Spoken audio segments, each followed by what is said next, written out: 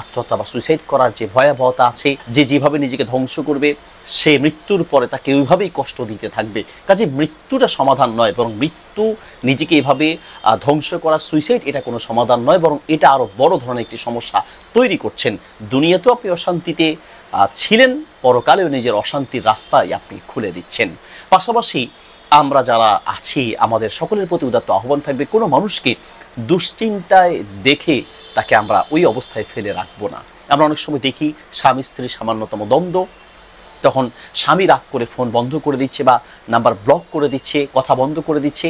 আপনি আপনার স্ত্রীর সাথে রাগ করে আপনি যে মোবাইলটা বন্ধ করে দিলেন, তার সাথে যোগাযোগ বিচ্ছিন্ন করে দিলেন, হয়তো আপনি মনে করেছেন যে 2-1 দিন পর কথা বলবেন, সেই 2-1 দিন পর তার সাথে কথা বলার সুযোগ নাও থাকতে পারে।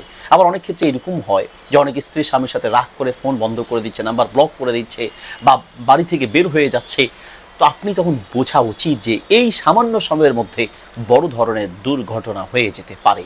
কাজেই আমরা একে অপরকে সহযোগিতা করব, একে অপরের পাশে থাকার চেষ্টা করব। যত কিছুই হোক না কেন, যত দ্বন্দ্ব, যতই ঝগড়া হোক না কেন, যত বড়ই ভুল হোক না কেন, প্রত্যেকটারই সমাধানের পথ অবশ্যই আছে। লিকুল্লি দা ইন দাওয়া, প্রত্যেক সমস্যার ঔষধ বা প্রত্যেক সমস্যা থেকে বাঁচার রাস্তা অবশ্যই আল্লাহ সুবহানাহু ওয়া তাআলার কাছে রয়েছে।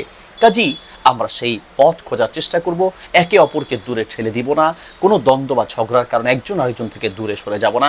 সবচেয়ে কষ্টকর মুহূর্ত হচ্ছে মানসিক টেনশন, এবং সেই মানসিক টেনশনের মুহূর্তে যদি আমরা কাউকে কাছে না পাই, তখনই কিন্তু মানুষ ভেঙে পড়ে। কাজে আসুন এই আত্মহত্যার প্রবণতা থেকে নিজেরা বাঁচি এবং অন্যকে বাঁচানোর চেষ্টা করি। যেই কেউ আপনার কাছে কষ্টের কথা বললে তাকে সান্ত্বনা দেওয়ার চেষ্টা করুন। নবী সাল্লাল্লাহু আলাইহি ওয়াসাল্লাম বলেছেন, আহাব্বুল আ'মালি ইলাল্লাহি সুরুরুন তুদখিলু আলা মুসলিম। একজন মুসলিমকে আনন্দ দিতে পারা, তার দুশ্চিন্তা দূর করতে পারা, তাকে আনন্দ দিতে পারা আল্লাহর কাছে প্রিয়তম একটি আমল। আসুন আমরা এই আমলটি করি। পাশাপাশি সকাল সন্ধ্যার এবং রাতে ঘুমানোর আগের যে আমলগুলো আছে, বিভিন্ন দোয়া আছে টেনশন এবং দুশ্চিন্তা থেকে মুক্ত থাকার।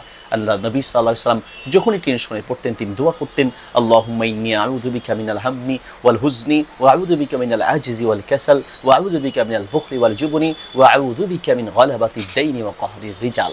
এই জাতীয় দোয়া আরও অনেক রয়েছে, আমরা সেগুলো পড়ব এবং নিজেকে দুশ্চিন্তা থেকে মুক্ত করার জন্য আল্লাহ সুবহানাহু ওয়া তাআলার কাছে দোয়া করব।